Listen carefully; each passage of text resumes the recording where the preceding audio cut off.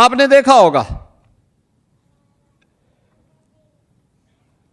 हमारा हस्तशिल्पी, हमारा हथकरघा का उद्यमी कितनी मेहनत से, कितने परिश्रम के साथ अपने कार्यक्रमों को आगे बढ़ाता है।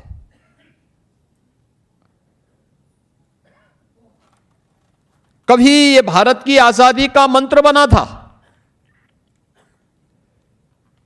कभी यह आंदोलन स्वदेशी की प्रेरणा बना था और भारत की आजादी के अंदर आजादी के लिए एक नया मंत्र फूंकने का माध्यम बना था। और आज वही स्वदेशी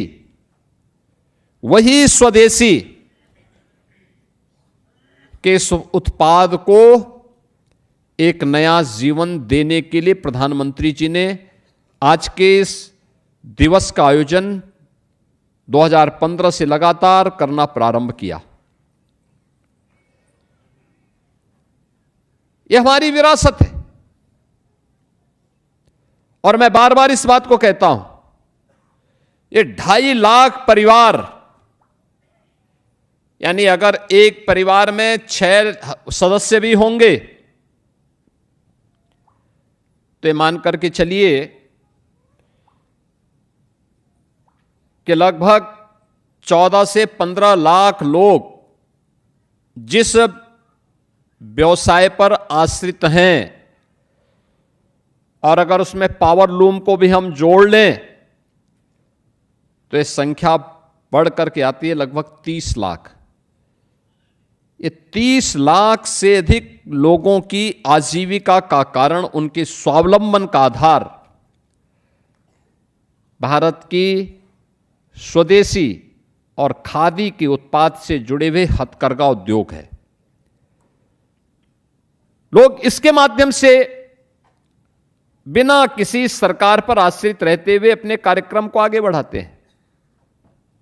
और इसीलिए सरकार ने भी तय किया कि नहीं, उन हस्तशिल्पियों को सम्मान मिलना चाहिए, उसे हर प्रकार की सुविधा मिलनी चाहिए। हमने गत वर्ष भी 40,000 से अधिक ऐसे हैंडलूम से जुड़े हुए हस्तशिल्पियों को 109 करोड़ रुपए का केवल विद्युत में ही हमने उनको सुविधा उपलब्ध करवाई, 109 करोड़ रुपए की।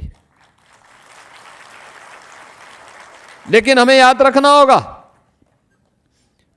आज का समय प्रतिस्पर्धा का समय है और इस स्वस्थ प्रतिस्पर्धा में हम तब टिक पाएंगे जब हम लोग आज की डिजाइन की मांग के अनुरूप डिजाइन तैयार करेंगे और वस्त्र तैयार करेंगे। देखो, दुनिया मांग कर रही है। मैं भी बाहर जो प्रदर्शनी लगी हुई है उस प्रदर्शनी का भी मैं अवलोकन कर रहा था और उसके माध्यम से मैं देख रहा था क्या कौशल है। यह आयोजन उस कौशल के लिए एक मंच है, उसकी ब्रांडिंग का आधार है, उसको मार्केट से जोड़ने का एक माध्यम है, उन लाखों लोगों के जीवन में परिवर्तन लाने का एक प्रयास है। और इसलिए इस पूरे अभियान को सफलतापूर्वक आगे बढ़ा करके हम सब अपने इस क्षेत्र में कार्य करने वाले हस्तशिल्पियों को, कारीगरों को एक नया सम्मान दे सकते हैं। और यूपी तो इस मामले में बहुत समृद्ध रहा है।